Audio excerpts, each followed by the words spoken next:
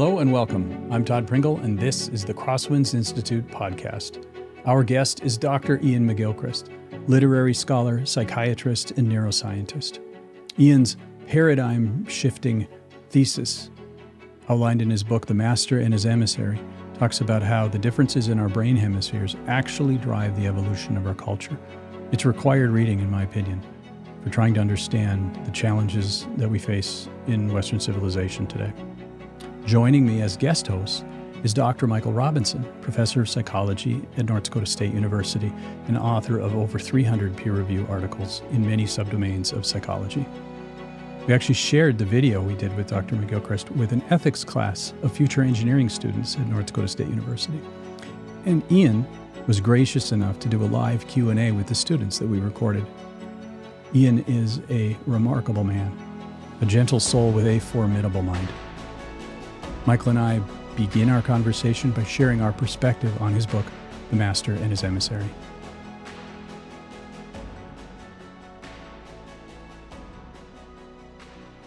Well, one thing about the book is just the scope of it is something I wasn't prepared for, right? So I was talking to this laterality person named Christman, and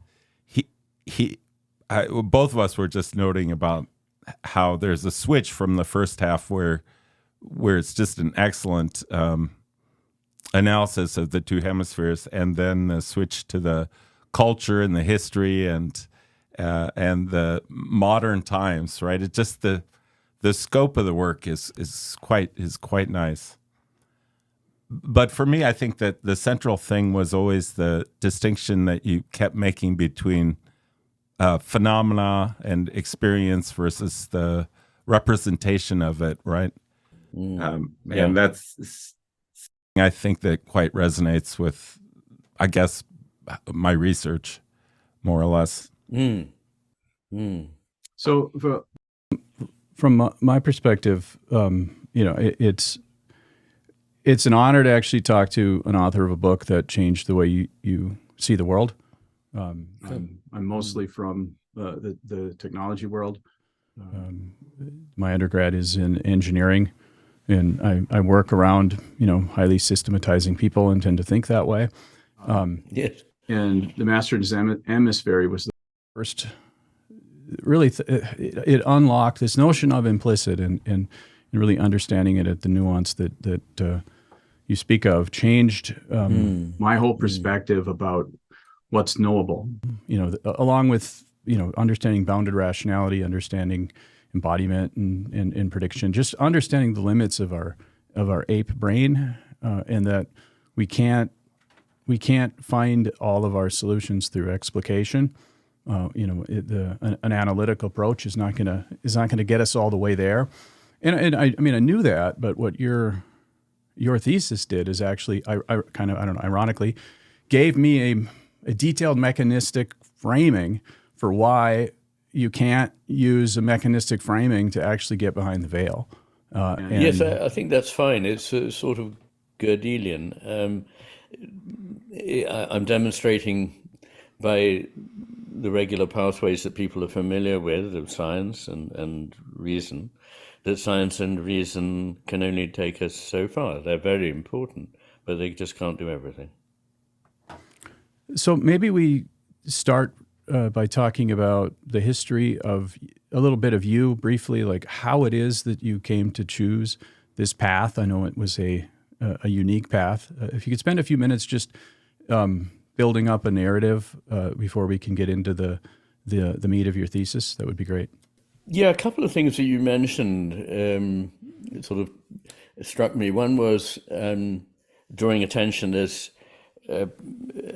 which doesn't happen that often, actually, in talking about the Master and His Emissary, to the fact that it's like in two quite distinct parts. And indeed, I said to Yale, why don't we publish this as two books? One is about neuroscience and philosophy. The other one is about the history of Western culture and civilization. And my editor very wisely said, no, I don't think we should do that, because if we did, we'd find that the arts people would read one book and the science people would read the other, and there'd be no there'd be no Yeah. bridge here between them. And what's interesting is that I suppose, unlike most people, I'm not starting from science and then thinking, how can I relate this to the world around me? I started the other way around. From the world around me, I had a deep grounding in the humanities, in philosophy and literature and languages and so on. And then I came from that into medicine, cold, in my late 20s, and then went from there into research. So the only person I know, coincidentally, who had a similar path was Roger Sperry. And he too was utterly fascinated by this, bipartite brain.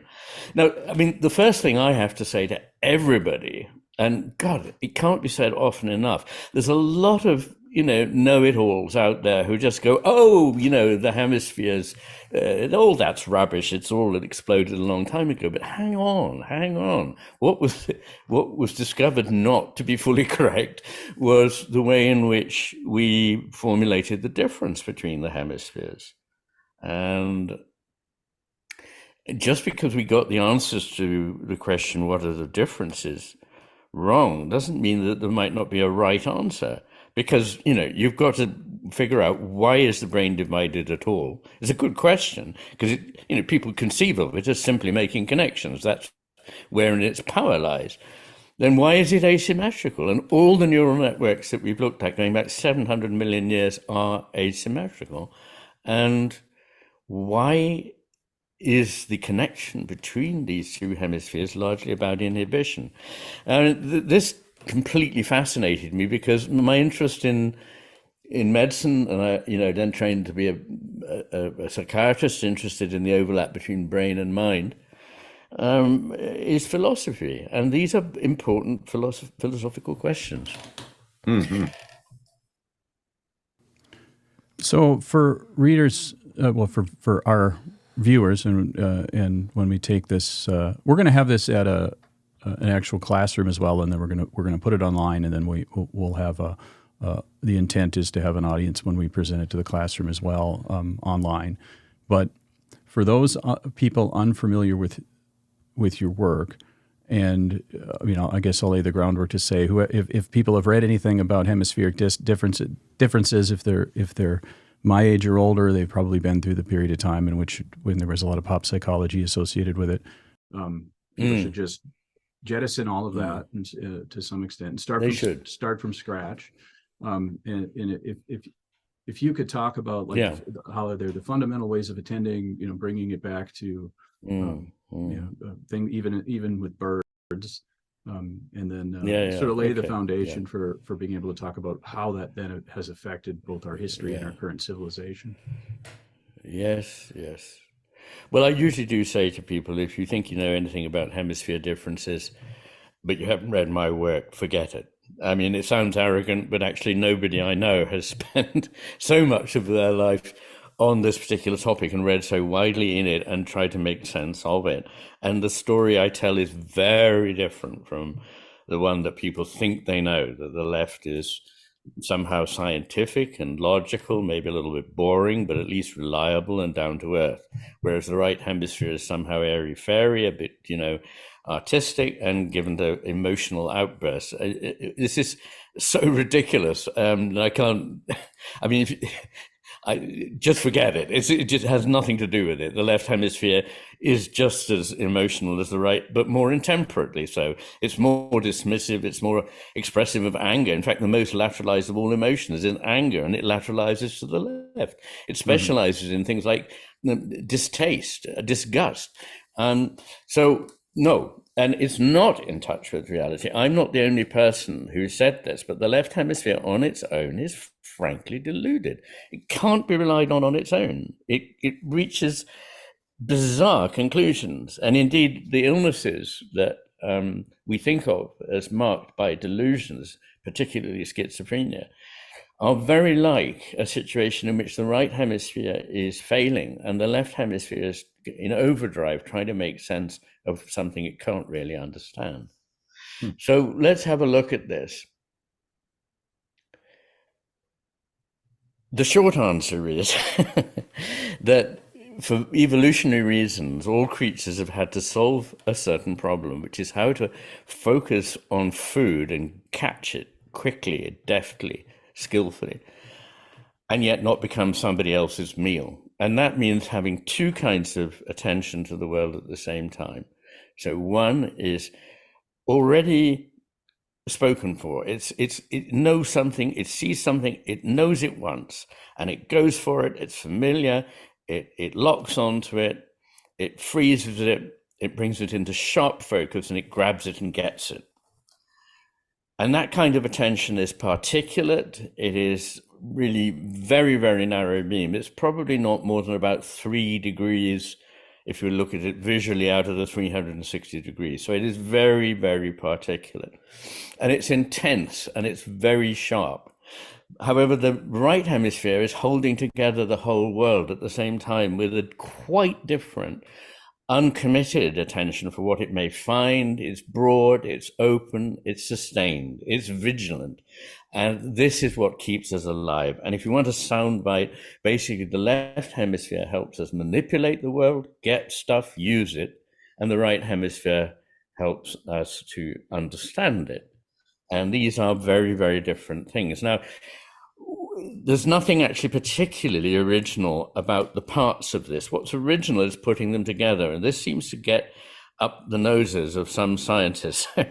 So nobody who knows anything about the neuroscience of attention, and no neurologist who's had patients with right hemisphere strokes or left hemisphere strokes or injuries will dispute the fact that there are these differences in attention. That is completely conventional. The other thing that's completely conventional comes from a different world, that of philosophy. If you attend to something with a different kind of attention, you see something different there. And psychologists and philosophers see that very, very clearly. So if you put those two things together, if the two hemispheres are attending, as they definitely are, in two quite different ways to the world, they will necessarily, logically, inevitably bring into being for us two different kinds of a world with two different kinds of phenomenology. And what is that like? Well, in that of the left hemisphere, everything is familiar. It's what you want and you know and you've already targeted. It's also isolated, atomistic, separate from everything else. It's decontextualized. It's disembodied. It's categorized. It's somehow inanimate, effectively. It's very simple, explicit, and a representation of something, but it doesn't really want to go into all the experience of that particular thing. So it's really just gone a token. It's a bird. It's a seed. It's my prey. It's what I'm going for. Meanwhile, the right hemisphere is seeing precisely the opposite of this. It's seeing a world in which nothing is ever finally, completely separate from everything else, a world in which nothing is ever fixed and unchanging, but constantly flowing, in which the important stuff is often implicit, not what is explicit. It's the stuff that poetry deals with, that music, myth, narrative tell us about. It's the stuff that is not said. It's the way things are said. It's our body language. It's our facial expression. It's our tone of voice. It's our irony, all these things that make it what it is. And this world is effectively animate. I mean this in a very simple way. You can, using TMS, transcranial magnetic stimulation, you can suppress at one at a time each hemisphere. If you suppress the right hemisphere, you find that people look at things that they would normally think of as alive, a person or an animal, as more like a machine or a zombie or something that has no life. But if you do the opposite and suppress the left hemisphere, they will say that the sun in the sky is alive, it's moving, it's giving life. So these are very different ways of thinking about the world, and they have quite different qualities. I had been puzzling in my previous life, in which I'd really been writing about the philosophy of art, why it is that when we analyze a work of art, whatever it might be, but in my case, I was mainly thinking of poems, you take what is necessarily implicit, because that's where the power is, and make it explicit, and then it has no power anymore. It's like explaining a joke. If you take Hardy's wonderful poems that he wrote after the death of his wife in 1912 to 13. What is he saying? Well, what he's saying boils down to, it's very painful when you lose somebody you've loved. But if that was the case, nobody bothered to read the poems. Yes. I mean, it's ridiculous. So it's making the implicit explicit. It's also making the unique. You know, the poem is really unique. If you hadn't read it, there's nothing else that will substitute for it. It's making it entirely general. And it's also abstracting what is necessarily embodied in our physical being, which includes also our emotions and our moral being, and taking it out of that and turning it into a lot of very thin cognitive propositions. This seemed to me a very odd thing to do because it's working in the opposite direction from the work of art. And it was only later when I discovered that the right hemisphere is the one that understands the implicit, understands the unique case, and sees things as essentially embodied, whereas the left hemisphere tends to abstract them, generalize them, and make them explicit, that I realized how difficult it had been writing my first book, which was called Against Criticism, about what we got wrong when we approached a work of art. Because, of course, the left hemisphere is the one that does all the speaking. So I was having to try and put into language the left hemisphere could articulate some very deep truth. And I've gone on trying to do that in my work. So people say to me, well, you know, your work is very left hemisphere. It's enormously scientifically based. My latest book, The Matter with Things, refers to 5,500 articles, pieces of research in the science literature. And, you know, I argue towards my conclusions in a very reasonable and rational way. But there's nothing wrong with this. It's just that my whole purpose is to show that at the end of things, there is a bit of us that can't be captured in language, can't be constrained simply by reason, although it's not irrational, it's just beyond reason, that can see other things that are profoundly important. Mm-hmm. Yeah. So to sort of paraphrase, if the right hemisphere is taking in the world, it's seeing a whole, it's seeing a gestalt. Its understanding is essentially implicit. It definitely knows things. It to the extent that that's an appropriate use of a phrase right now, but it is a source of consciousness, or wherever consciousness comes from, can definitely attend via the right hemisphere and take in the whole. But to know anything past that, to break it up into parts, to put some sort of overlay on top of it that can be explicit, is the left hemisphere's role. And when we're attending to the world with the left hemisphere, we're doing it essentially through the world that the right hemisphere is presenting, but inevitably the left hemisphere's version, which we experience consciously, which the things we know via our left hemisphere, is inevitably a reduction, it's inevitably a data compression, it's inevitably involving a whole lot of ignoring, because you can't see anything without ignoring everything else, and to do that you have to have a value frame by which you choose to attend to something. The left hemisphere is essentially getting this big gestalt. It has goals, it has associations, it has its own learned patterns, and it is seeing within that gestalt the that's a cat, that's a house, that's whatever, various labeled objects, the explicit framing, and you talk in the book how when things are working right, the right hemisphere is taking in the whole, the left hemisphere is doing a kind of deconstruction to find the relevant things for us to take action in the world. And then there's a sort of merging back to the right when things are in balance. Can you talk a little bit about what you mean? Because I both Michael and I have really sort of we understand that at some level there's, at the end of the day, it's still its own metaphor, but this notion of the right takes it in, the left sort of deconstructs it, and when things work well, it gives it back to the right, and now you have a reintegrated whole, but that we've sort of lost the script, and the left is now believing it does know the world. Can you add a little bit more detail of that how that looping works? Yes. What the left hemisphere does is very necessary. So it is a very important, helpful servant. It's just that because of its lack of knowledge and understanding, it should never be the one that calls the shots. So there is an inequality in this asymmetrical relationship. And there's different ways from ordinary life you can think about this. One helpful one, I think, is the well-known one of the map and the terrain. The map is for use. It's not supposed to be an alternative to the real world. It's just a way we can use a kind of abstraction to help us navigate. It has almost nothing of the reality, the complex reality of the world that it maps in it. But that's not a failing. That is its strength. But we don't live in the map. We use the map to get around, and we put the map away and we live. Similarly, you might think of, if you're a musician, of approaching a piece of music you want to learn to play. You're attracted to it as a whole to begin with. You try to play it, and then you realize you have to break it up into parts. You have to practice certain sequences to get the fingering right, or whatever it may be. And you can also take it apart schematically, theoretically, and see that at this point, there's a return to the dominant, or whatever it may be. Now, all this is very, very useful. But when you go on stage to perform it, finally, none of that is available at all. It's all been subsumed into a new enriched whole. And you go on, if you think about all that, you'll give a terrible performance. So you, as it were, forget it, but it hasn't been lost. And, another third possible way of thinking of this is I resist the temptation to think of the brain as a computer, because it's just not like a computer in a whole host of ways that I can talk about if you want.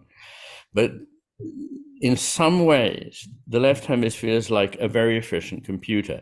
The right hemisphere needs to see the whole, but it also needs to be doing some kind of principles, working out some principles, working out some theoretical things, basically following certain procedures, almost of an administrative kind. So it needs a high-functioning functionary or a computer that will compress the data, do the data, and cough something out again. The computer doesn't understand what it's just coughed out.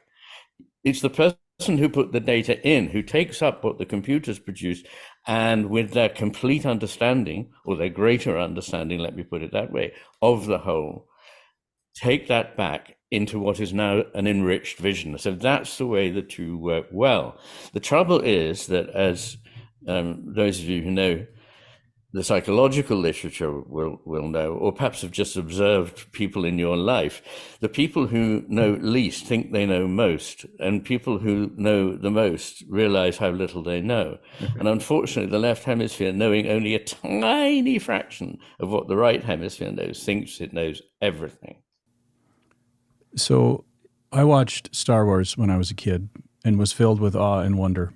And then when I got a little bit older, I watched Joseph Campbell being interviewed by Bill Moyers, and he deconstructed Star Wars and told me that's the standard hero's journey, the chosen one, the rescue your father and that whole bit, and that I could never see Star Wars again with the same level of awe and wonder, because I always would see it by that framing, and okay. So I'm still trying to get back to the reintegrated whole. George Lucas's dialogue and other things make that a little bit more challenging. But I mean, a good poem, does it really need to be deconstructed? I mean, is it, if its message is implicit, sometimes it's better to just experience it. But Michael, what questions do you have?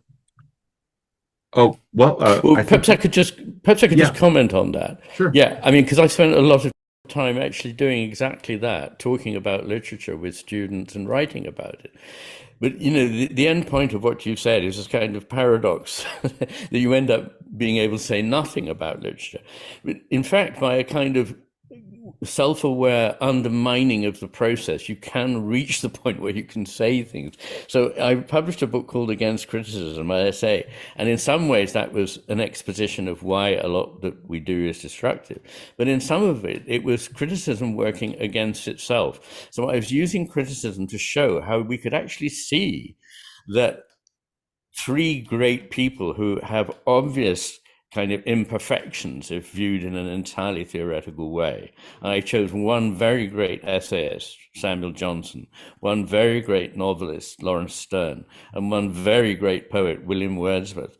They have obvious kind of weaknesses or imperfections or oddities, if you like, But what we can't see by this analysis is that actually what we're talking about as weaknesses are the very strengths that make us love these people and think that they're telling us something really important.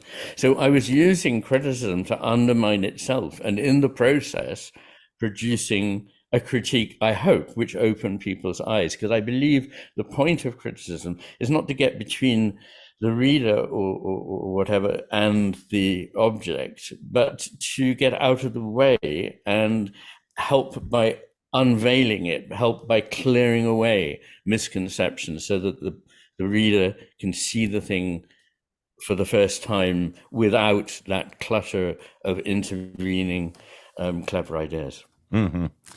But that's but that's not the way criticism is typically used, right? It typically is to destroy, essentially, right? To destroy the thing. Well, there are two things that I noticed. One is that critics often write as though they kind of somehow are superior to the author they're criticizing, that the author couldn't see certain things, that because they're so much cleverer, they can see. Yeah. That seemed to me to be a bit of a problem. And the other was that they use it to show off. You know, you've got, between you and the work of art, you've got this trampoline with this guy doing acrobatics on it and showing off. And really, you just want to tell them to get the hell out of it and allow you actually to get in touch with the work of art. Anyway, yes. Enough.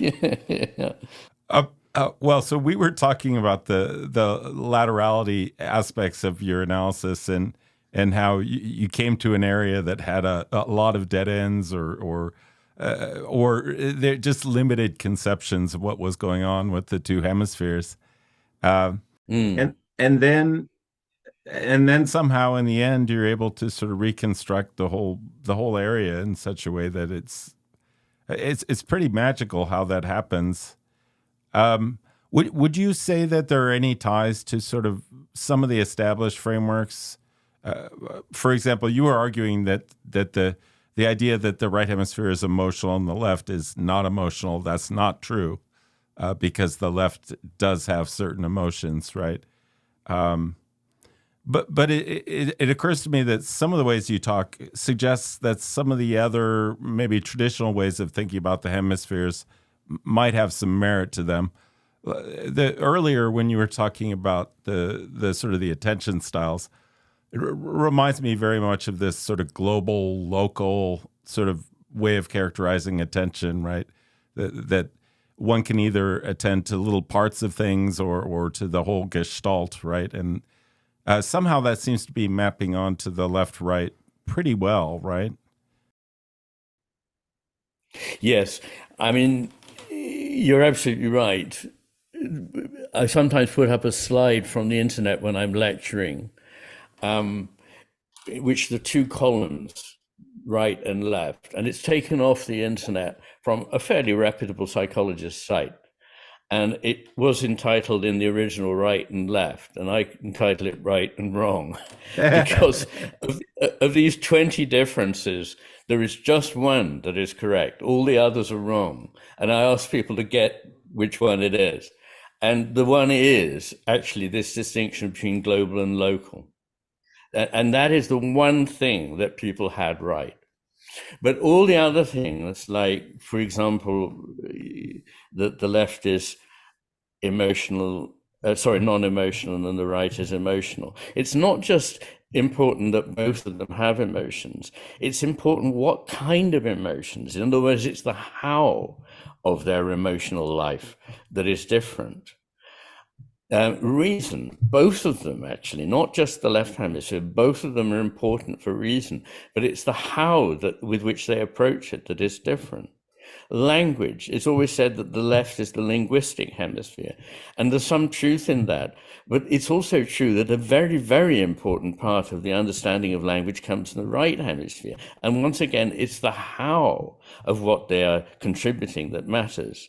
And the same is true of visuospatial things. So they each contribute visuospatial things, though that was said to be exclusively right hemisphere. And it is much more right hemisphere, but the left hemisphere can contribute visuospatial awareness. It's just that they do them in quite different ways. And those different ways are part of the picture I have outlined already in a very crude way of these two takes on the world.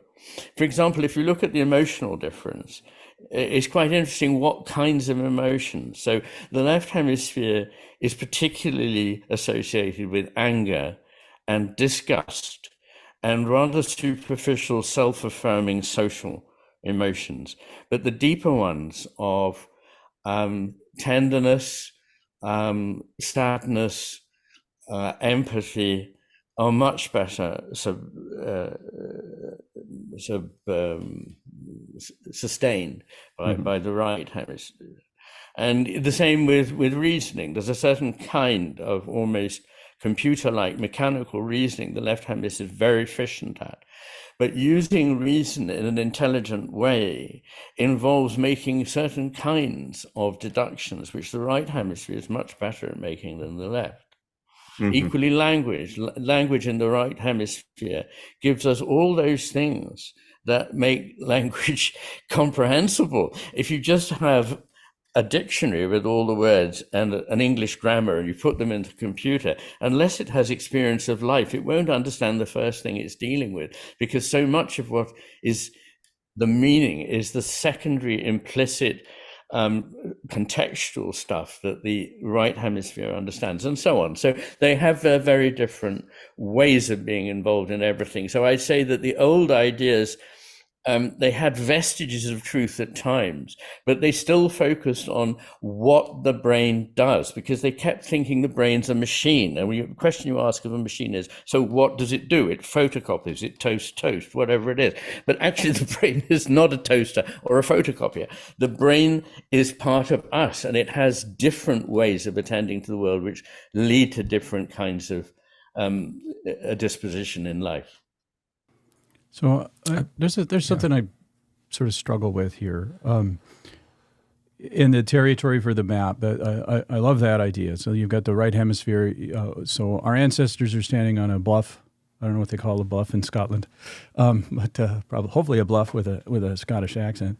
But our ancestors are standing with a spear at a bluff, and they're looking down at a big long valley, and it's got hills in the distance, and they're looking many miles, and there's lots of different features on the topology that they're looking at. And the right hemisphere is taking in the whole, but it's already learned associations. It's already got patterns, or it can't see anything, right? I mean, so it's able to take in where it's at, and you can experience the consciousness of that. But once you have to disambiguate it into some sort of mapping where you think that is I can see the game trail going this way, and there's the stream over there, and certainly if you're using these terms too, right?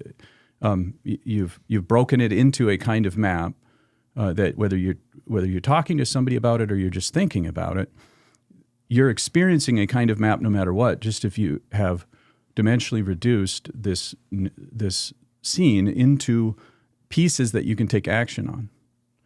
But the part that, at least as I've absorbed 3 times through your book, and then a bunch of other predictive coding and embodiment and lots of other literature, trying to understand.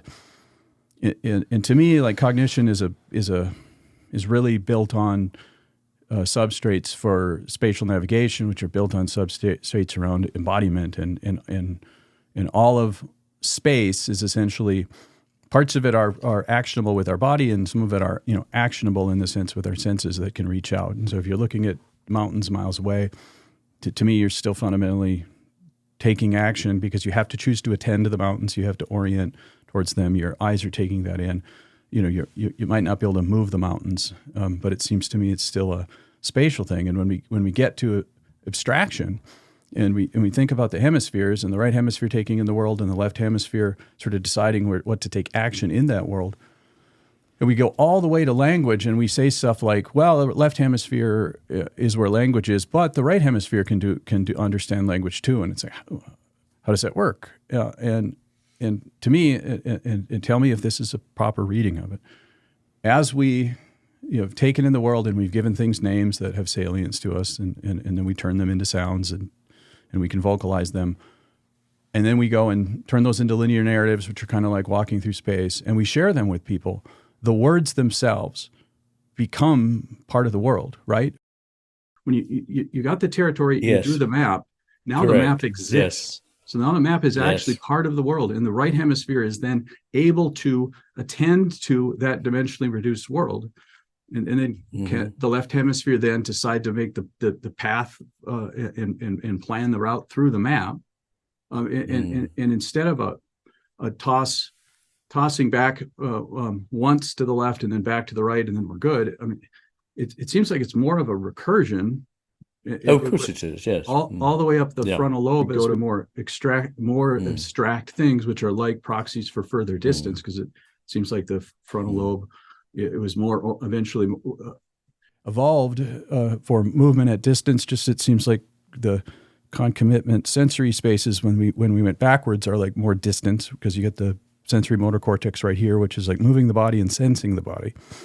But as we go back, it seems like those senses are picking up more distance, and the frontal lobe is more action in a distance. It seems like that's the substrate that we've built all these abstractions on. And so if the right and the left are bouncing stuff back, but when the left is drawing the map and that becomes the world, the right attends to the map, and we can go all the way to where we're having a conversation about language. But then the right hemisphere is living in that constructed world, correct? Is that word salad, or did that make some sense? This is by the way, this is classic Todd Pringle right there. Okay. He is. I think I got some bits out of it. I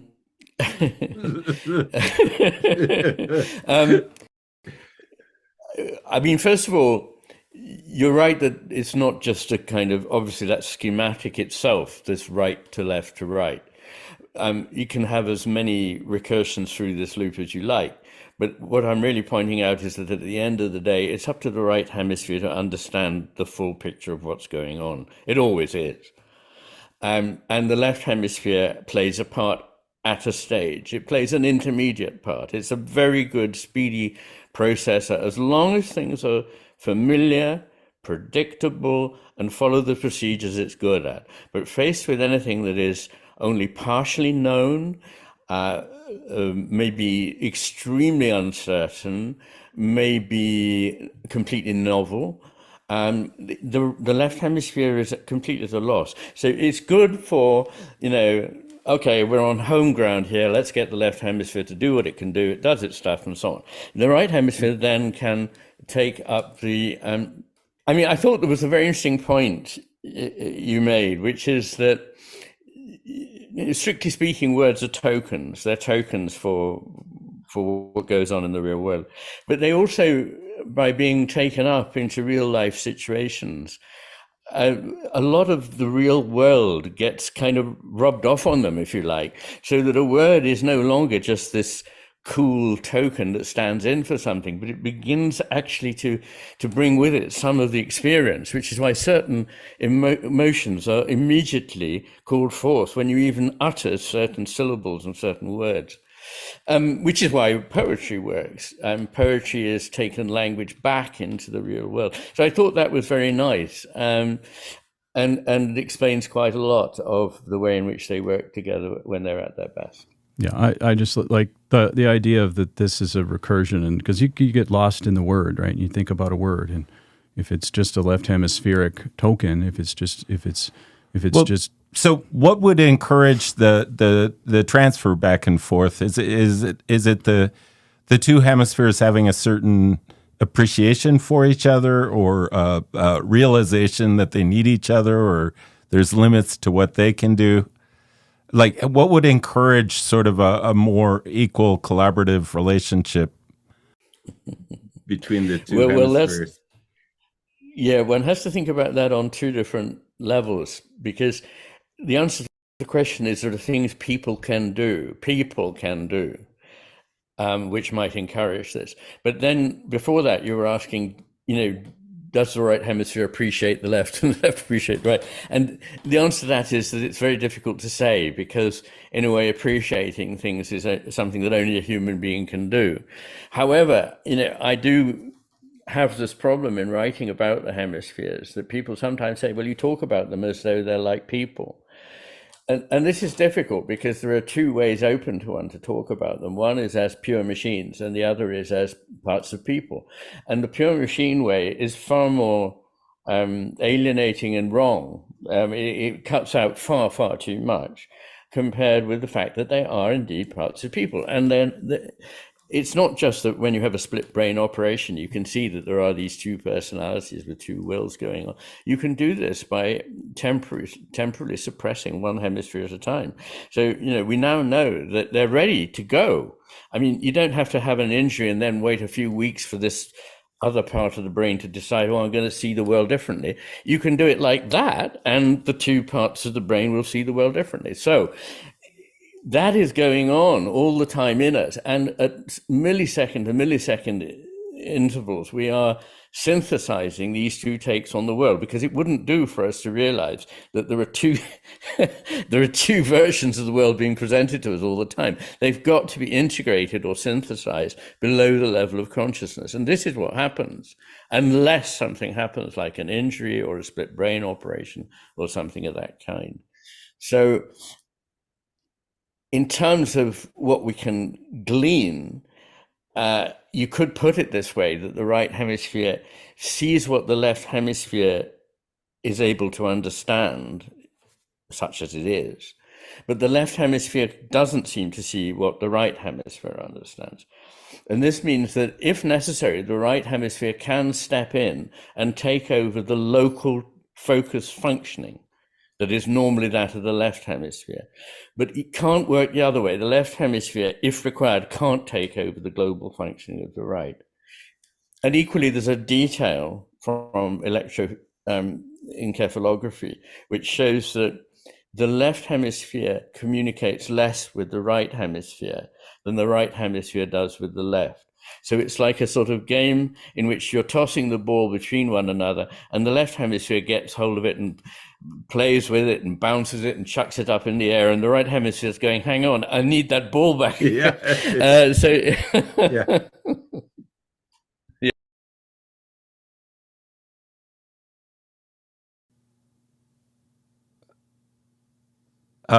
One question I have about the right hemisphere is, you say that it's prone to sadness, which is interesting, and yet at the same time, its function is to be vigilant, right? To be vigilant concerning the state of the world. So you would think that maybe it would be prone to fear or anxiety or something, but the sadness connection is bringing in something new, I think.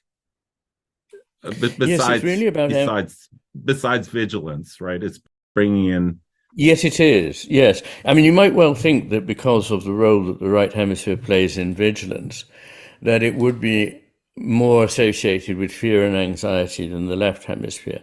But there really isn't any strong evidence that either fear or anxiety particularly lateralize either way. Each of them can give rise to them, each of them can sustain them. What seems to be the case, though, is that sadness often depends on forming a connection with something. Fear is about kind of like, I don't want this. Anxiety is about, I want to avoid this. But sadness is about loss. It's about connection, and it's about empathy. And empathy is something very, very special that is not peculiar to humans. The great apes also show it. And indeed, animals such as dogs can show it and can even risk their lives to save other dogs or even creatures of another species. And it's not even just dogs either. So it's not an entirely human thing, but in humans it's taken much further because of the way in which we live socially and have been accustomed through evolution to do so, to cooperate. And this bond, which is very powerful between the mother and the infant, and it is, like it or not, it is the mother more than the father that forms this bond very early in life, which is part of the stability that individual, that growing infant will have in its future interactions with human beings. This is based very much on the right ventromedial frontal cortex in the mother, and the right ventromedial frontal cortex in the infant being in a kind of mutual relationship with one another. And it's this that causes the growth of fellow feeling, of empathy, of understanding what's going on for another human being. And people who don't have such things, like psychopaths, appear to have very poorly developed areas in those regions. Well, so it sounds like you're saying that the sort of global style of the right hemisphere, it partly is trying to mentalize other beings beyond the self, right? And that in part is responsible for some of these social sentiments that we have, like empathy. Yes, it's certainly part of what the right hemisphere is for, yes. So-called theory of mind, which is a bad term because it's neither a theory nor is it just about mind. But anyway, theory of mind, the ability to see that another creature may know something that you don't know, or that may not know something that you do know, which was, when I was training in medicine, was said to begin at about 4 years old, and is largely absent in people with autism. We now know that elements of this are present from much earlier in infancy, and it is largely right hemisphere based, yes. Although there are two kinds of theory of mind. There's a kind of intellectual theory of mind, and there's a more empathic theory of mind. So right, the one that really enables you to put yourself in the other one's shoes, that is more right hemisphere based. The left hemisphere can get a kind of strategic understanding that, he may not know what I know. Yeah. Oh, right, but that would be in the service of potentially manipulating the situation to your to your advantage. And the right hemisphere essentially cares about things beyond the self, right? Is capable of pro-social sentiment or something like that. Yeah. Is there also an element, I mean, because I keep thinking about the sadness and how the vigilance angle would be conducive to fear or anxiety, but you say that that's not really the kinds of emotions that the right hemisphere is prone to. Instead, just isn't evidence of that. No. Yeah, that it ends up being prone to sadness, and I think you talked about nostalgia as being another one that the right hemisphere is prone to. Could this sadness connection also be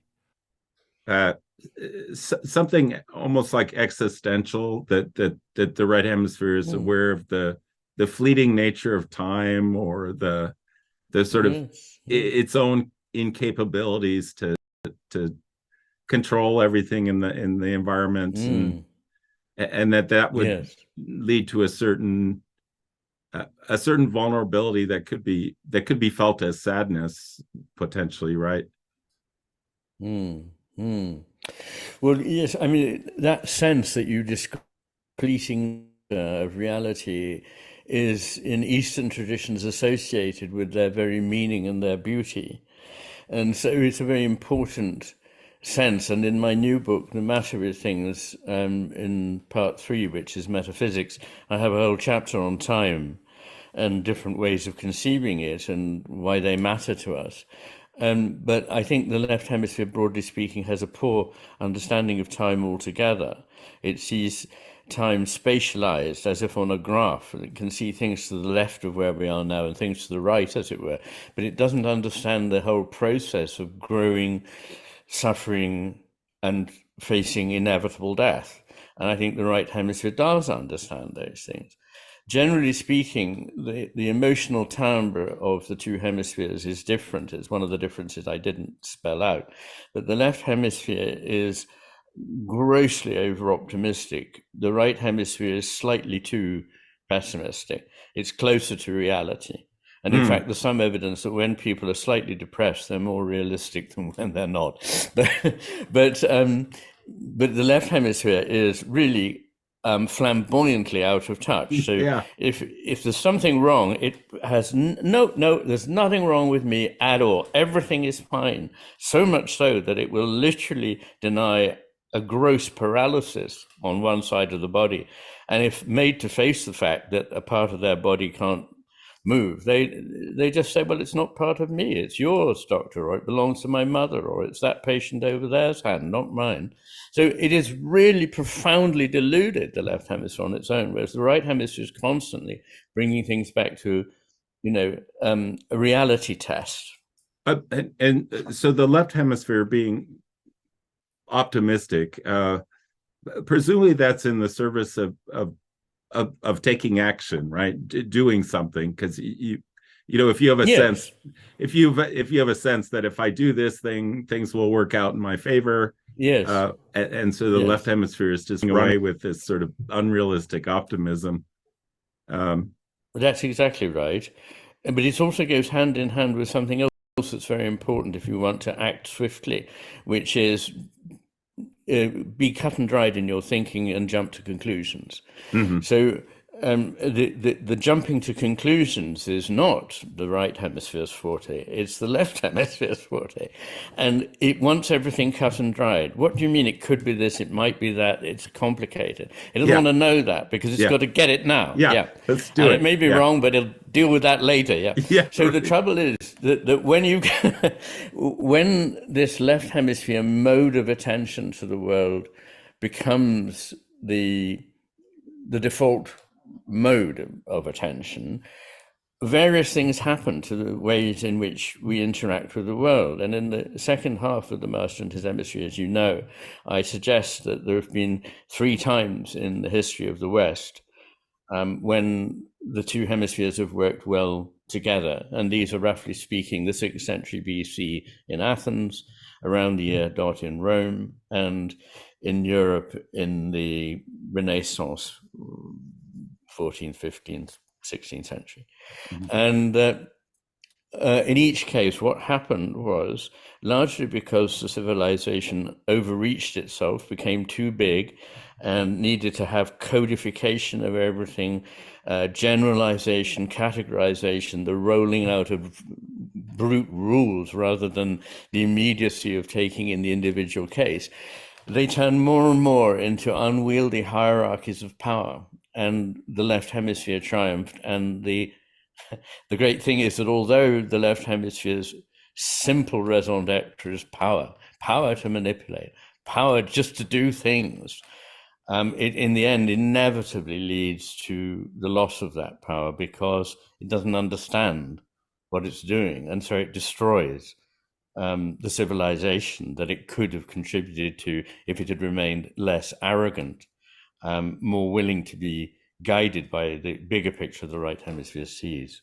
So so when this happens, does the culture create a sort of counter force where, okay, we've tried the systemizing approach, now we need to go back to a more sort of naturalistic or spiritual type of approach? I mean, does civilization sort of swing one way or the other and sort of end up in the middle at times?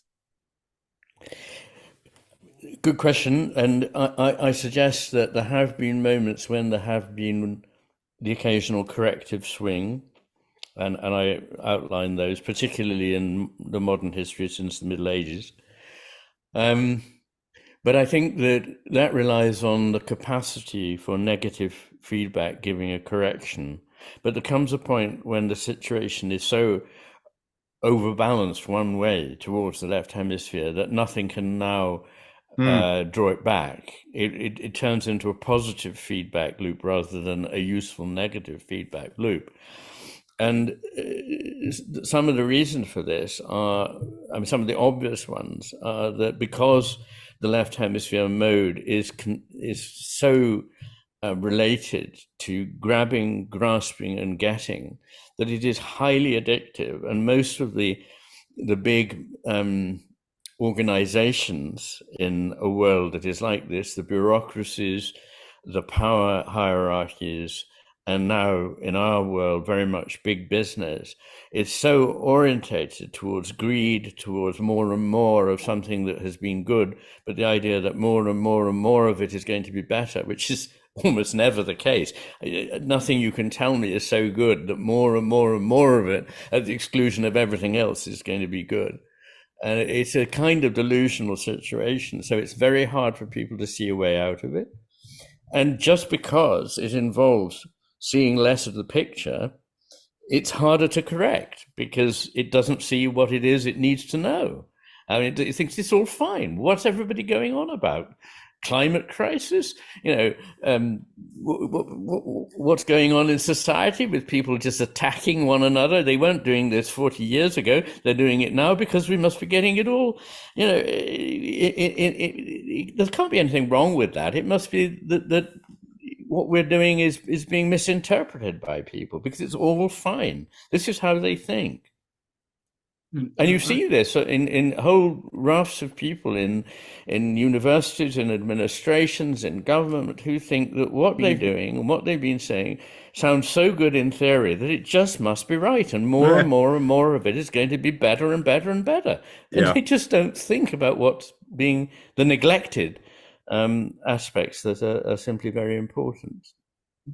So would you say that we're more imbalanced right now than has ever been the case? Is that essentially what you're saying? If that word was imbalanced, yes. Yeah. If it was imbalanced, no. No. Yes. Runaway train. Yeah.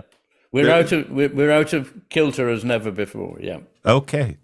So I think the value of your the value of your work is it's hard to quantify how important what I think your thesis is to where we are right now. This notion that we live in the world that we create, and if that world that we create remains predictive, we really think that's the world. I mean, it's the predictive nature of a model that tells us whether we actually are lost or are where we think we are. And if you're a blacksmith, there's a lot of implicitness to the way the iron moves, and there's a lot of sort of a relational view, or an alchemical view, sort of. But I'm an engineer. I work with engineers all the time, and we have systemized almost everything, almost atomistically, in this hierarchy of very predictive space. And when we're designing something, we know what an I-beam is going to behave like because all the layers, all the ways up the supply chain, it's been systematized and predicted and quantified and becomes something we no longer have to rely on anything implicit. And I'm using that example of like a blacksmith versus sort of modern mill design, but that's playing out at all levels of our society. It's playing out in our bureaucracy. It's playing out in what used to be our religious space, what used to be the sacred. We've reached a point. If I your thesis, we've reached a point where, for now, or maybe for a little while ago, because maybe it's unraveling now, or I think it is unraveling now. But we got so successful at so many different dimensions of what civilization is, which the world we experience, and we got so far away from where the weather will tell you different. An impurity in the steel that you're hammering will tell you different. Or if you're doing animal husbandry, you've got an implicit understanding of how your herd of goats will behave, and somehow you can get them through the streets of Delhi. You can't explain why, because you're still operating at a balanced level. But it seems like our world right now, we have explained our way out of everything, to the point where we're secular and lost. We don't know how to find meaning again. And it seems like the first thing we have to do when you're in a hole is stop digging. And the value of your thesis is a framing of this is where we are, and it's actually related to how our brains work. But we did this to ourselves. So maybe we can get ourselves out of it. Is that a fair interpretation? Yes, I think it is. And in the No Matter with Things, my 2021 book, I do approach a lot of these big questions and suggest both what is wrong and how we might make things move in another direction. I'd just like to ask you a question. In these highly organized systems in which everything is predicted, do you ever find that things go wrong? Well, yeah, but it's funny because when something goes wrong, um, there's this mentality, root cause, find root cause, and it's based on a kind of linearity. There's an awareness that there's multi-factors to things, multi-causes, but like if there's a product defect and it costs you millions of dollars, the mentality is there was one thing that got out of control we thought was in control.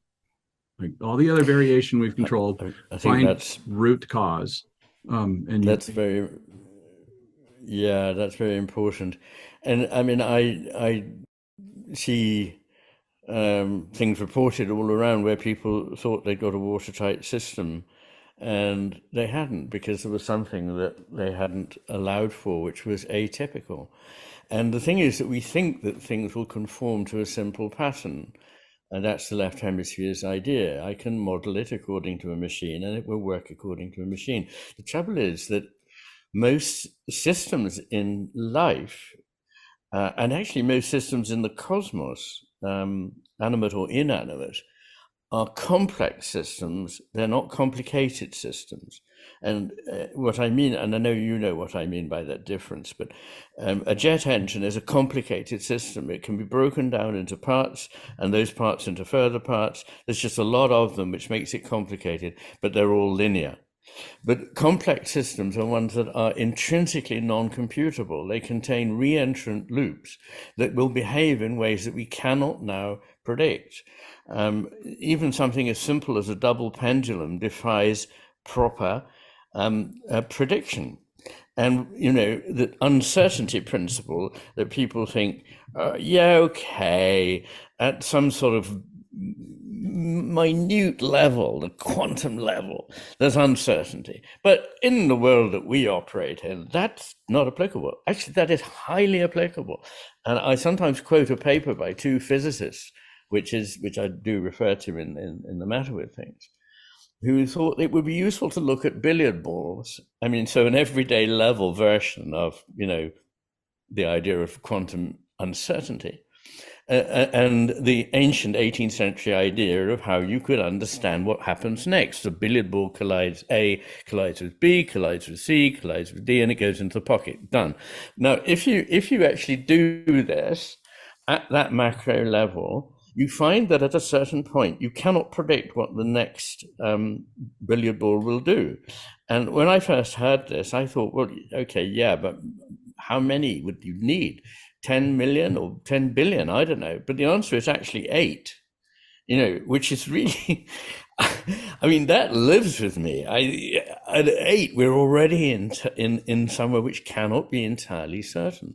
And what is really important is that the left hemisphere thinks things are certain when they're not. The right hemisphere realizes that nothing is finally certain, and it's therefore far more flexible, far more alert to possibilities when they need to be taken. And in most intelligent situations, what we need is a system that allows skilled, experienced professionals to make a decision. If it's made by a machine, it will not be made as well. It seemed like one thing that you might be suggesting. So Todd, he's an engineer, right? He works in engineering issues. It seems like what you're saying is that when you devote yourself to something like engineering, could that be sort of shaping sort of Todd's view of existence and sort of his approach to everything? Interviewing here? Well, no, I'm just thinking that to the extent for sure, I work with I'm an engineer. I work with engineers. And I'm thinking about what's happening with so for example, so I know of this university where a whole bunch of money was influxed to support the engineering aspects of that university, right? Where are we going now? And so all of a sudden you're just inculcating these left hemisphere people who are applying these systems to everything. We made the iPhone. Hey, we made all this tech that I'm barely getting to work. And meanwhile we're not hiring the people in the humanities. So the universities are are becoming imbalanced. I think that's a relevant conversation. What is the value if we've reached a point where we think that everything is explainable? So, and even what you're talking about within like billiard balls, it's like if you bounce a ball, deterministically predict its bounce. It's like by the seventh bounce, you have to factor in the gravitational effect of a person standing in the hall or something like that. But there's still a mindset that's because we don't have the precision in the measurement of the initial conditions. And a lot of the chaos stuff and the pendulum stuff is we don't have the proper measurements. It's still this mentality that our tech isn't there yet. And if you look at molecular dynamics simulations, you look at the modeling, it's getting better and better. There's an awareness when you reach a quantum level, you get uncertainty. But at the human level, you get second order effects, because when you're trying to predict humans, it's an n-dimensional explosion, but you've got these agents inside the model that are acting on what the model's predicting. And you're never going to get there from No. You have weird. But this notion that the world is more complex than we can understand isn't. It's like we deny that. It's like we're not there yet. So we have these hyper rational atheists and we just haven't figured out where the science define consciousness. We're investing in disciplines that encourage us to think that way, right? And we have occupations that encourage us. I would argue that the stuff that got us these things is not the stuff that got us in trouble. I would say that within humanities departments, with critical theory applied to the physical world, is the world of engineering gets us stuff. Applying that same mindset to things that have implicit meaning, deconstructing a poem as though you're an engineer, to me is what got us there. And so I blame the humanities and not the engineers. Yes. Well, you're quite right to say that the problem is not simply one of technology itself. Although technology does encourage a way of thinking which is seductive, but ultimately likely to lead us to be deceived. So there's a lot in what you've both been raising about the balance between the humanities and the so-called STEM subjects, and how important the humanities may be, and what's happened to the humanities. And the thing about engineering. Well, let me just start with engineering. So I unfortunately never got round to publishing a piece of research which I did when I was a senior registrar at the Bethlehem Royal and Maudsley Hospital in London. But one day maybe I will. But in it, I looked at, it's a place that has gathered people who've come from often middle-class backgrounds because their parents were articulate and sought the very best treatment for them, and it's a renowned center of excellence. And so a lot of people who broke down in their, university years, which is when psychosis usually manifests itself, we've got records of them, hundreds, thousands. And I went through these and looked at what degrees people were studying for when they got either an affective disorder, such as what's now called bipolar disorder, used to be called manic depressive disorder, or schizophrenia. Now, schizophrenia is very like, I can't say that this is exactly what is going on in the right hemisphere brain, but at the phenomenological level, what it is like is somebody whose right hemisphere is simply not functioning, and they're relying overmuch on the left. And the people who were who broke down while they were at university, the commonest degree was engineering for schizophrenia. And the second commonest was philosophy, which is interesting, but quite explicable if you know the sort of stuff that goes on in many Western philosophy, so-called departments, which has little to do with the love of wisdom, which is what the word should mean, but instead is to do with a kind of mechanistic manipulation of ideas according to a rather simple schematic way of thinking. And it's interesting that those two seem to turn out with the schizophrenia. People who got a bipolar disorder were studying history, were studying languages, were studying literature, and so on, and some of them philosophy. and some of them music. So anyway, there we are. And it's of interest that Dan Dennett, who, when asked, is a human soul, said, of course there is. It's made out of lots of little robots, little tiny robots. He himself, the famous atheist, said that if he hadn't become a philosopher, he'd have become an engineer. So make of that exactly what you like. I'm just reporting what he said. Now, in this, in the situation about what's going on in our culture, I try to stave off two very simplistic ways of thinking about our relationship to reality. And I outline these, I think, clearly enough in the first 20 pages of The Matter with Things. And what I'm really saying is neither naive realism nor naive idealism is correct. So there are two equally destructive positions. One is that there's just stuff out there, and we, like photographic plates, we register it, like data units, we sort it out, and that's the relationship. It's stuff out there, something in here, and we have no relationship with it really, other than trying to get to know it. That is typical of a kind of old-fashioned, unthoughtful science, and I think it's much less common now.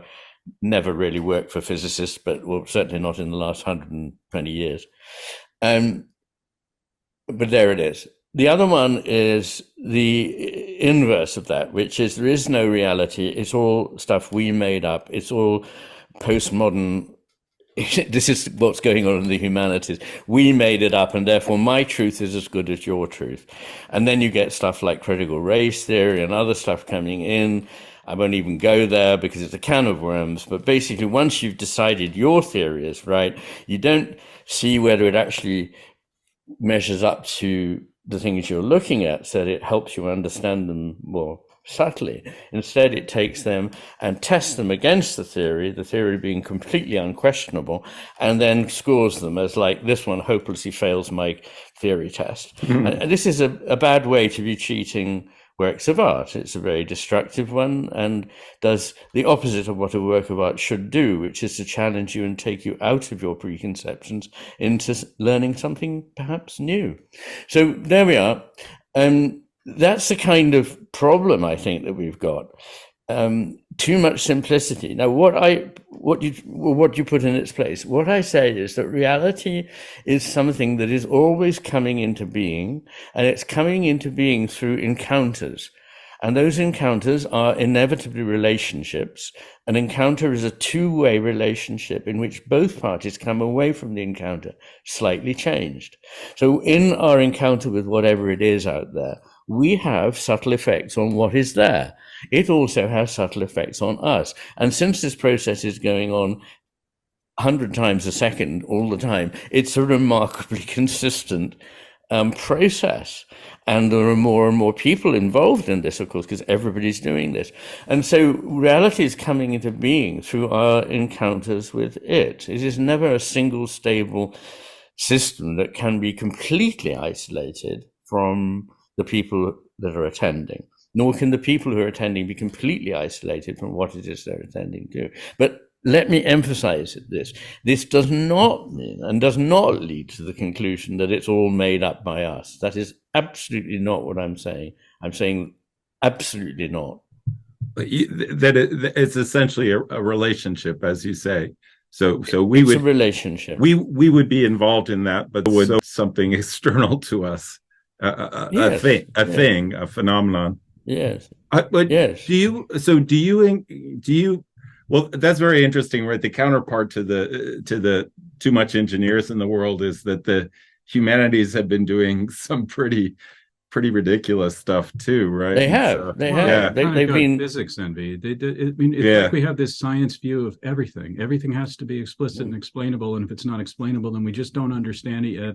And grinding down into not complexity but complication.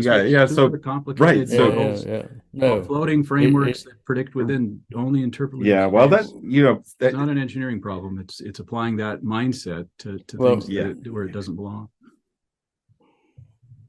Anyway, I'm in danger of ranting. well, this is why psychology is so wonderful, right? Because it's highly scientific, but it's also dealing with experience and human beings, and so it sort of always has that. You can always go back to experience there, and yet you're applying these systems.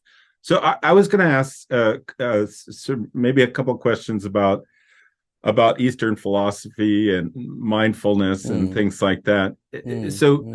It seems these days that there is a lot of interest in mindfulness practice, mindfulness thinking, and some Buddhist philosophy. Are you encouraged? Are you encouraged by that? But by the fact that people are seeking some other ways of being that are maybe more actively passive, as you talk about? Yes, what I mean by actively passive is not just kind of being there and kind of shrugging your shoulders, but actually cultivating attention to things without going in and doing preemptively whatever it is you think you should do, or thinking preemptively whatever normally comes to you. Instead, emptying your mind and being open for something new to happen. Terribly important. And that is what mindfulness is. So I think it is a very useful practice. But I think that what we need is we need a number of things. First of all, there are three things, I believe, if I had to cut to the chase, that ground human well-being and happiness. And these are not just my opinion, but in both the Master and His Emissary, in which I look at the importance of social belonging for human happiness and fulfillment, and in the Master and His Emissary, where I look at the relationship between humans and the natural world, and between humans and whatever it is we mean by the divine realm or the sacred realm. These three things, and I give masses of evidence because the literature is just full of it, that these are so important to us that they outweigh almost anything else we can do.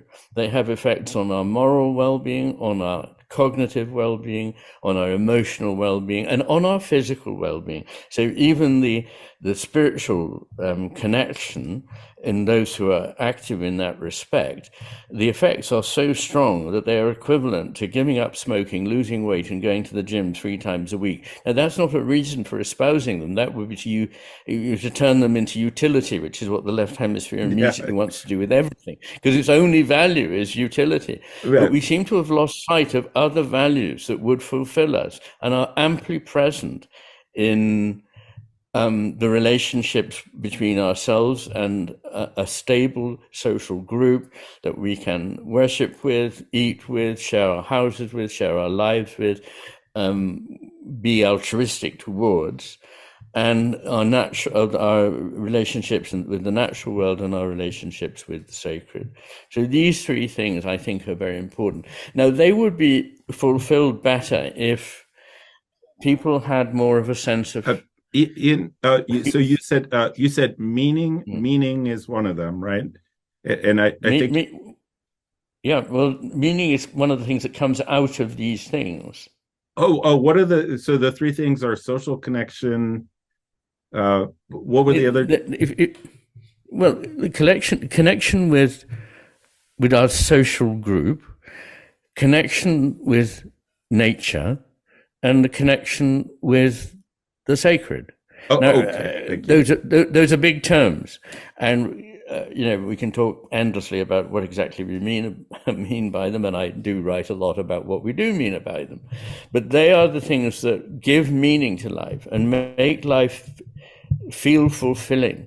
And since we've systematically attacked all three of these in the last couple of 100 years, becoming more estranged from any understanding of what is meant by the sacred or the divine, treating the world as mere resource for fulfillment of what our left hemisphere wants to do with it, and treating society as a collection of atomistic individuals that can be shoved into the machines of capitalism in whatever way, but without actually considering them as constituted by I mean, individuals are constituted by the society they come out of, and they in turn constitute that society. It's this two-way relationship I keep talking about. Look at that in relation to nature. Nature changes us. We know this from simple research that shows that just spending half an hour in nature, not looking at your phone, but attending to what is there and being mindful, changes your blood pressure, changes your ability to think clearly, dissipates anger, and makes you feel better in a whole range of different ways. And I take it further. You see, look, I was talking about how we change things by attending to them, much as they change us.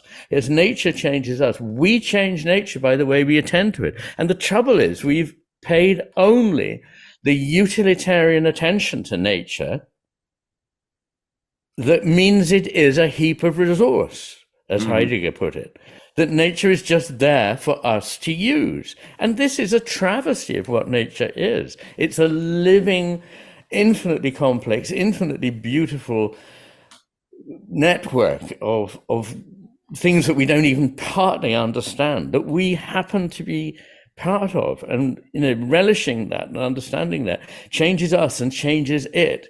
And I take this further still. So the third one, the one about the divine, I believe that we actually have a role in making whatever it is we mean by the sacred become what it is, much as it has a role in making us what we are. Now that would be a bit of a long conversation, but I'm just saying it because it actually belongs with the other things there.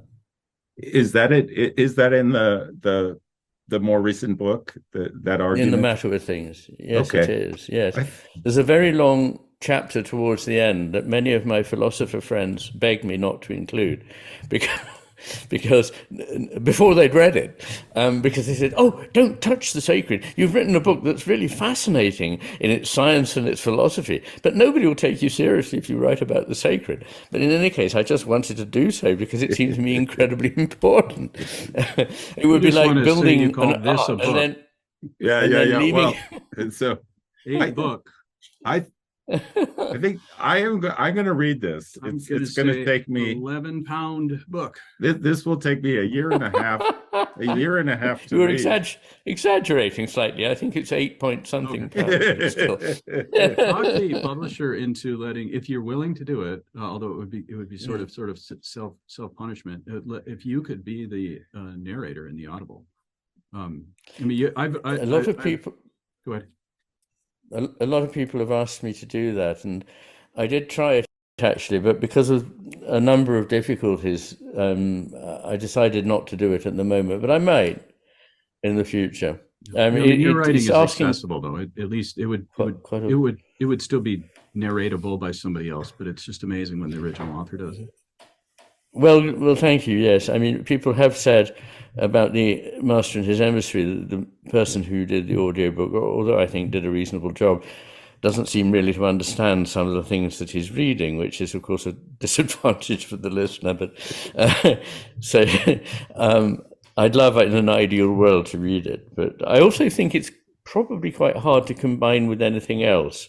I would say if you haven't got 100% attention to it, the idea is maybe you can do it while playing golf or doing the dishes or something. I don't know, but or going for a run or doing the gardening. I don't know, but I doubt that actually it can be taken in that way. I was wrong. With your other book, I was in restaurants and I was on my treadmill and I was all kinds of places. Okay. I think he's talking about ways in which you would actually be able to record it. I see. I find your writing to be beautiful and accessible, and whereas thank you. And I strive hard for that. Yeah. As I mentioned before we were recording, it's an honor to be able to interview somebody who wrote something that fundamentally changed your perspective on things. And I would give very nice to hear. I would give similar credit to Jordan Peterson's Maps of Meaning, but that thing is a slog and a grind, and he knows it. At least he does the Audible on that and makes it more accessible. But your work is grounded in the. It's an interesting, very scientifically grounded. very mechanistic sort of lead into why why there's fundamental limits to this mechanistic view. But it was just deeply satisfying book, and I don't think anybody. Do you ever suggest people read Matter, the Matter with Things, without having first read Master and His Emissary? Is it a standalone? I wrote it so that it could be, because the not the historical part, the second half of the Master and His Emissary, but the first part, I provide a kind of, idiot's guide to what's been going on there in the introductory chapter. So I wanted people to be able to start with the Matter with Things if they wanted. Though probably it's better to start with the Master and His Emissary. But it's an awful lot to ask people to read 2 long books. Mm-hmm. And if they had to read one, the one I really want them to get to grips with is the Matter with Things, because it's got so much in it. It goes so much further into philosophy, into what, the nature of time, space, consciousness, matter, values, purpose, everything. It's if you like, an attempt to reorientate the human being in the cosmos and understand that we actually have a very important role here, that we're not just these pointless mechanisms that we're constantly told we are. I can't stress enough the second half of the book and the value of nesting your framework and revisit Western civilization with that in mind.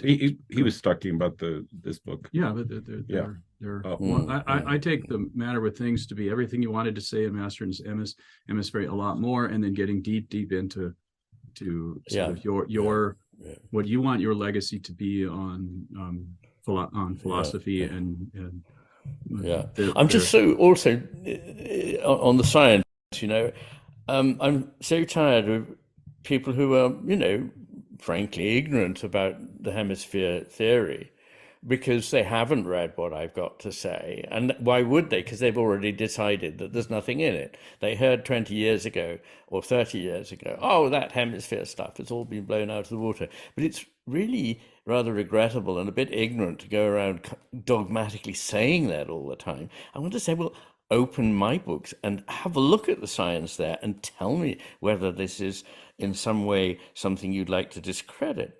That'll involve you in a bit of work, I know, but then you'd be in a better position to pass judgment. And I'm slightly tired of people saying, well, where's the evidence? Because I don't know. I can't think offhand of any scientific book that brings more evidence to bear on a theory than this one.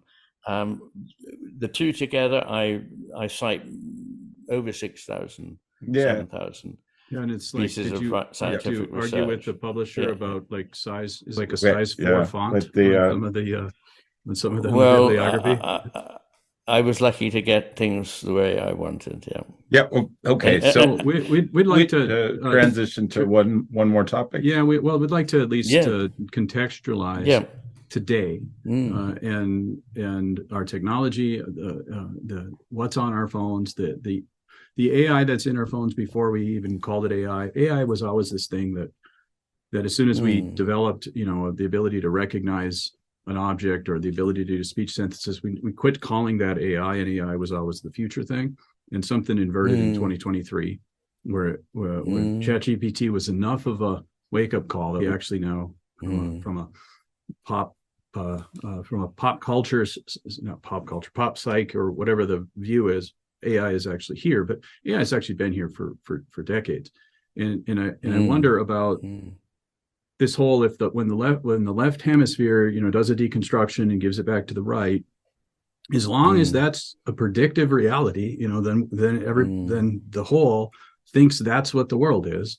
And we've gone through centuries of pretty good technological, science-based secularism success at defining our world. And now we have an explosion, we have a Gutenberg moment with the information revolution and the internet, and possibly even more so with generative AI.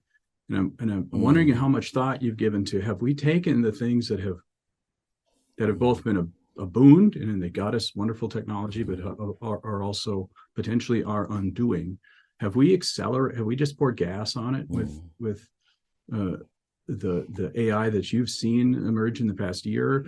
And then in context of like TikTok and YouTube and the algorithms that are running basically at our attention, training us while they learn from us on how to manipulate our attention and these dopamine prisons we seem to have created. Do you see this as an accelerant to your critique of what's happened in the modern world, or is it more complex than that, or is it a tangent? I think the short answer is I do see it as an accelerant. I see it as rather like the left hemisphere on steroids. It's what happens if you make it enormously extensive in its ability to do what the left hemisphere does, which is uncritically to mop up data and synthesize it without really any understanding of what it's talking about. And so some of the times it's okay. But it also does what the left hemisphere does all the time, which is if it finds there's a gap, it just makes stuff up and puts it in. So, I mean, this is a problem with ChatGPT. It does it all the time. If you ask it to do your own CV or, books you've written, it'll make up some stuff because it thinks, well, that fits. In other words, it's got a rigid gestalt, not the one that actually is real. It's prioritizing something it could invent, but not originally, only according to, not imaginatively invent, but just invent by going, well, if you've got A and B and D, you've probably got C as well, so let's just put it in. So I think it's extremely worrying. If people want to know a bit about what I thought about this, it was just before ChatGPT sort of happened. I was invited to give, I think, the opening talk at the World Summit on AI in Amsterdam in November 2022. I imagine they won't invite me back. But I watched it. That was a good talk. I was really emphasizing some of the problems that will inevitably arise. But also coming back to what we were talking about earlier in relation to this, what the right hemisphere does is essentially, not just accidentally, but essentially non-computable. What the left hemisphere does is computable. It can be reduced to procedures. But what the right hemisphere is doing is simply not computable in that sense, because it is really where the innovative aspects of imagination come from.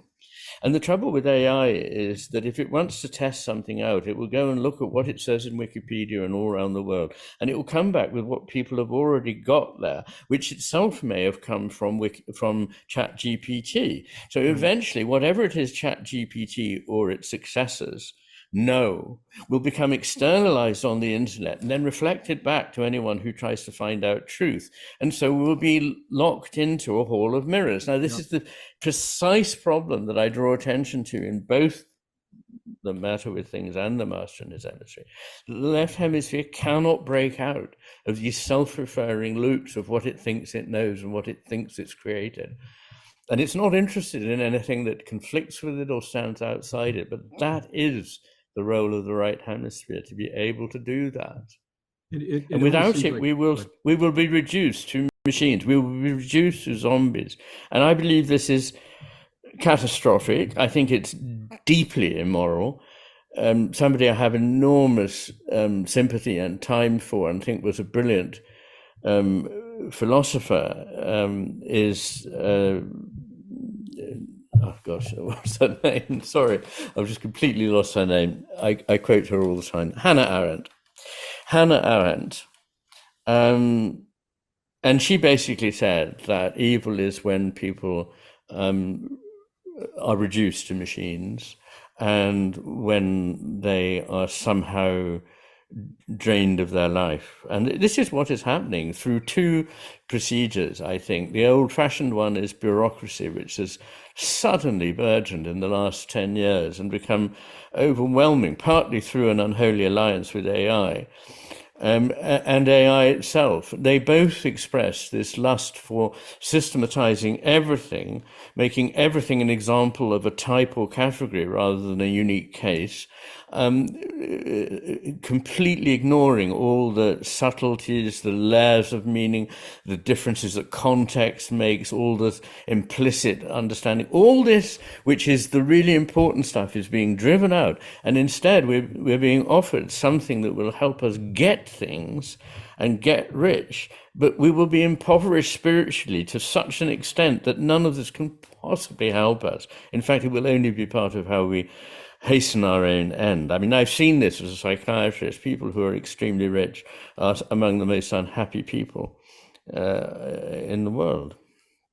So what do we do? So, I mean, how, if you were magic wanding a curriculum of a humanities department and you wanted to, I don't know if inoculate is the right term, but craft young minds so that they're thinking and attending to the world in a way. The world itself isn't going away. The social media algorithms are still there. I know. But I think what do we do, at least at the humanities level, educational, besides start with buying your books and reading them, for sure. Sure. I mean, and in a less frivolous sense, there is some truth in that what I hope to do is explain to people what's wrong with what we're doing now. And I know as a psychiatrist, the first step on helping somebody change is not telling them what to do, but helping them see what they're doing now, which is not working, and then they see for themselves where they need to go next. So there's that. But on the curriculum, it's once again not just the what, or even mainly the what, but the how that matters. So when I was at school, education, or at least the education I had, was very different in kind from what's going on. Not just the curriculum, but the fact that what it was thought to be was not just the insertion of information that could then be regurgitated, and there were right and wrong answers, and you could be marked by a computer so many %, and you get a certificate, and now you're all set for a job that doesn't exist, and a lifelong disappointment because you never really got an education. But that's what's happening now, and it's not what education is about. So it's about a spark coming from the teacher to you, and that won't happen if the curriculum is overdetermined. My teachers often chose to talk to me about things that they really understood and meant a lot to them, and that fired them up, that they thought were beautiful, important, and true. And those things they conveyed to me, and really it was like a spark jumping the gap, so that something welled up in me. I want to know more about this. I really want to ask questions about this. And another thing about education is to know how to question things. I mean, the drivel that is believed by people nowadays, if one hadn't seen it and heard it and know that people that are probably not without any intelligence are saying and believing, this is extraordinary stuff. And it's because they've never known how to question anything. And I think that nobody should be able to get through school without having learned something I was taught, which is how to argue a position forcefully and then argue the opposite position forcefully. And you would be appreciated mainly on how you managed to argue the opposite position. If you were a success at that, then you really understood what you were dealing with, and you were really learning something about how to think. So I think these are the things we're missing. I think that children should be taught about their history, and not just a caricature version of it. In the last few days, I've heard something so terrible, so disgraceful, so utterly unbelievable that I can hardly even utter the words. But I'm told that in Sydney, a crowd of people were actually saying, "Gas the Jews." Now, whatever you may think about what's going on in the Middle East, can those people really know anything about the history of the Holocaust? the most appalling act that humanity has ever seen. Can they really know that and utter those words? I'm not here taking sides about a dispute between Israel and Palestine. I'm just saying that if they know the history, then shame on them. It's utterly unbelievable. If they don't know the history, then shame on us for not teaching it to them.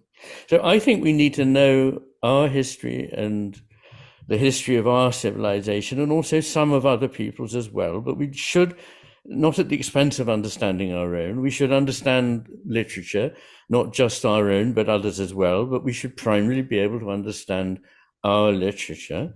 We should be taught drama. We should take part in music. We should certainly learn how to enjoy and read poetry and how to understand it. And these things would give people some sort of excitement about their education. Whereas often what the STEM subjects offer is a technique in place of an education. If you follow these procedures, you will be able to do X. But that's really not an education. That's an instruction and a technique. But education is not instruction and technique. It's about something else. It's about causing a soul, a spirit, that of a person. If you don't like the spiritual terminology, then their intellect, at least to flourish and to grow and to be nourished. So I think these things are very important. And if we don't get them back into our lives, woe betide us. I think the children should also learn mindfulness in school. I think they should learn mediation. So they should at least at one point in their education before they leave school, they should do a psychologist should come into school and teach them skills of mediation. Because again, it's about seeing other people's points of view, helping reconcile people and bring peace where there was discord. Instead, our culture is intent on causing discord and rivalry, simple black and white visions, contempt and anger is everything the left hemisphere stands for. Simple views, black and white views, contempt for the other, and increasing conflict. And, I can look back on my life. When I was growing up, I was born in 1953, so I was a teenager in the 1960s. We believed that there would be a decreasing gap between the rich and the poor in my lifetime. We believed that people were coming together, that things were going to be better between all the different groups that you might identify in society, because we could see it happening around us. And I would say that in the last 30 or 40 years, this has gone badly wrong. It's gone in the other direction. All those things that were little by little moving in a good direction are now moving in a worse direction, so that there is far more enmity, far more fear, far more resentment between groups, which is not good on any count. There is a widening gap between the rich and the poor. People's jobs are less fulfilling rather than more fulfilling than they used to be. Do you remember there was a time when AI was going to do all the boring stuff for us, and people worried, what were we going to do with all this time? Well, I can tell you what we'd do with all this time. Spend the morning on the internet going round and round in MC Escher-like loops, trying to solve a practical problem that 10 or 15 years ago was solved by lifting the telephone and talking to somebody for 5 minutes. But now, because the IT is actually very poor, and it seems that while we can create something that looks like a human being and talks a bit like a human being, that's one kind of IT. But contempt for the rest of us who spend our lives dealing with incredibly bad, diminishing kinds of IT that take up our time, and our time is our life. So, this is very, very serious stuff in my view. Well, how do you start? Like, have we carried criticism way too far? I mean, how do we teach Western civilization and come to a point where people understand what's beautiful, what's true, and what's good? I mean, I don't even know. Imagine those three words being stated in some humanities classes. They would kind of be laughed out or said, what the hell are you talking about? That's a sign of the mess we're in. Yeah. And no, I don't think we should be less critical. I think we should be more critical, but critical in a constructive way, in a civil way, in a thoughtful way. And I'm not against the criticism of literature. For all that I wrote a book called Against Criticism, in it I managed to do a lot of literary criticism of the kind that I believe in. So no, what I think we need to do is a number of things. There are obviously practical steps in the left hemisphere way that we can take. We can address, and we are addressing, but not fast enough, environmental destruction, poisoning of the oceans and the felling of ancient forests, the destruction of lands that belong to indigenous people, the change in climate and so on. These things are very important.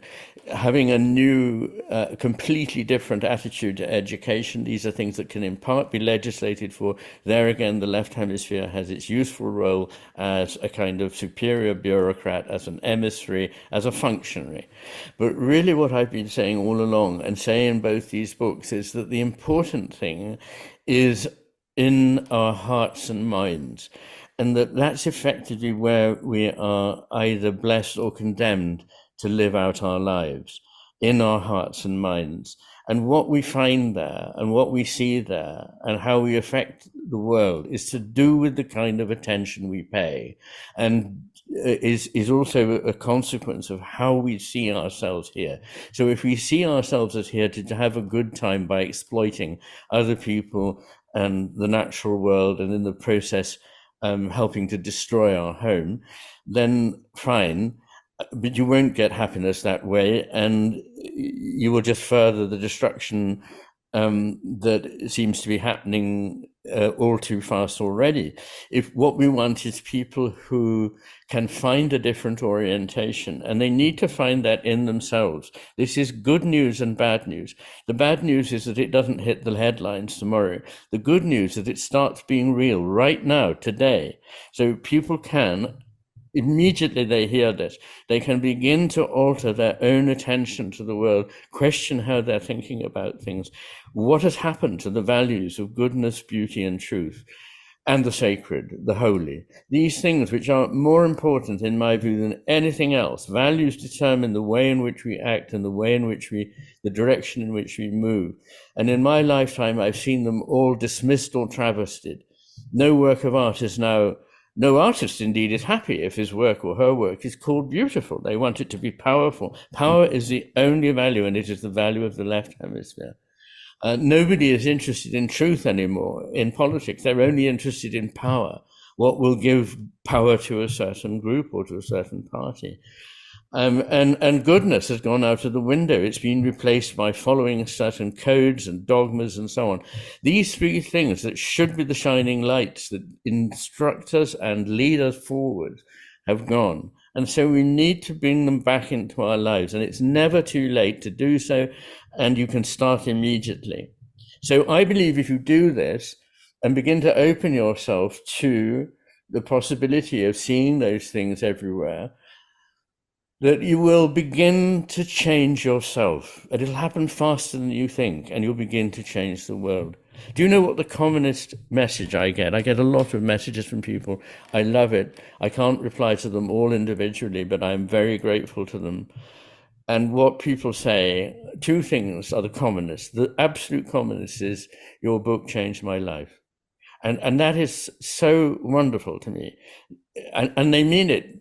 Almost like as soon as they read whatever it was, it changed the way they thought, and they have never gone back, because once you see what it is I'm talking about, you can't unsee it. That's what people say.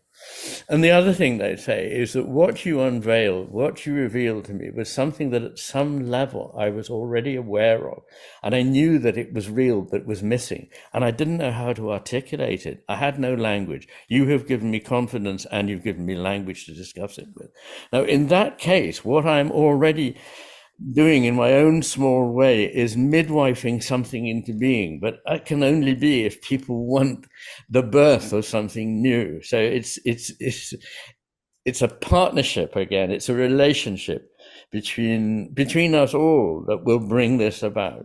It's not a theory. It's not a single action or even a number of actions. They're important in their way, but we have to re-find that spark, that fire that is in us, and nurture it. And we don't know what it is until we try nurturing it. It's no good sitting outside it and going, well, what are you talking about? I don't understand that. What's anyway this idea about the sacred? I mean, hell, what's that? I mean, explain to me. I can't explain it. It's like you can't sit on the bank of a river with a little manual telling you how to swim. You know, if you want to swim, you have to get into the water, and then you may learn how to swim. All the things I'm talking about are of this kind. They can't just be done by a manual sitting outside it. You have to trust something and try. I would add myself strongly to that list of people who tell you that your book, your thesis, your work has changed my life. I mean, as a hyper rational, I'm very mechanistic, grateful for that. I would be autistic all but diagnosis. Chasing but may I also explanation for everything, understanding that the implicit itself, that you can know something implicitly, that trying to know it further, there's a loss. Sometimes it's useful because you can take action in the world, but there's a loss in that reduction, in that the real is still there. You know, whatever the real is, and you're not going to get, you'll always asymptote towards truth when sometimes, and it looks like you're asymptoting, but you look at it from a different dimension and you've actually veered far away from it. If you try to stay in the explicit world, but you can get yourself closer to truth. You can certainly know beauty. You can know goodness without having to have an explanation for it. And we're like locked in this sense that nothing's real if we can't explain it. It's just playing out in so many ways in our society. And your work, I hope, will be seen as influential as Darwin's work in terms of giving us a new frame of reference to see ourselves, and extraordinarily generative and extremely useful for our current time. Maybe AI will be.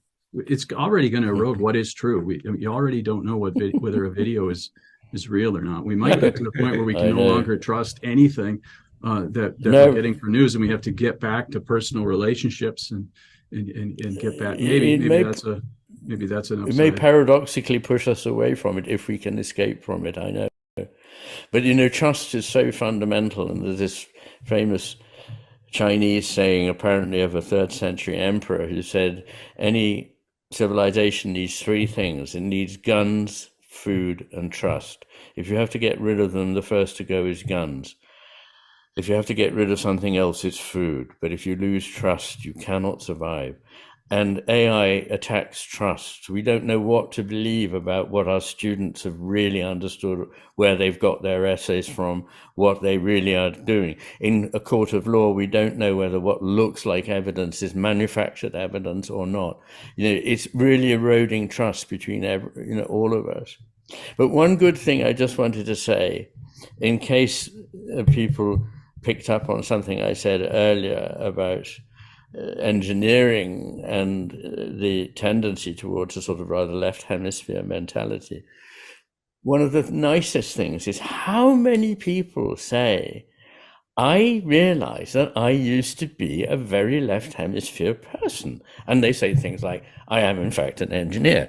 And then they say, but your book has completely revolutionized the way in which I think. I see things differently. And their partners write to me and say, and it's usually she says he is a different person.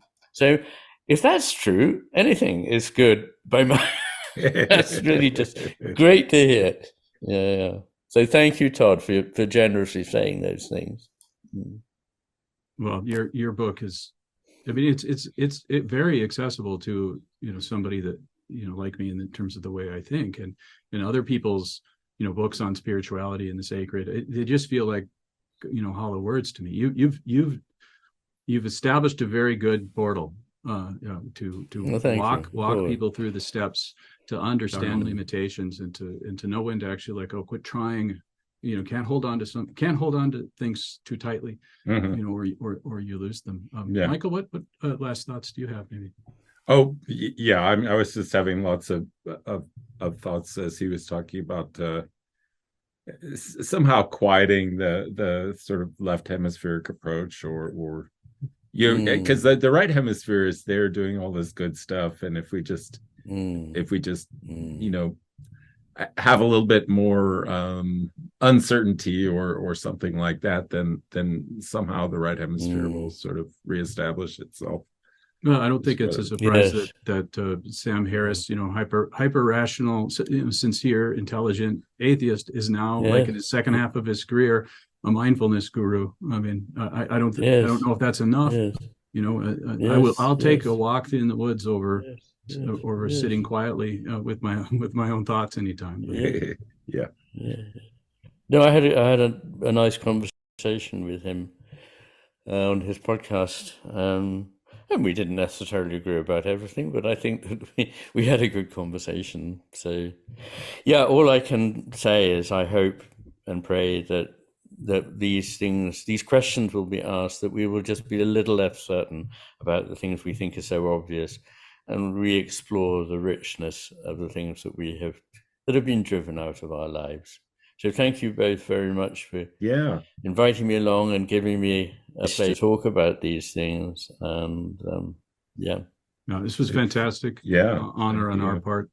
Thank you for all the work that you do. Thank you for making the time for folks like us. We'll send you our URL when we have this, so that if you want to post it after we've cleaned it up a little bit.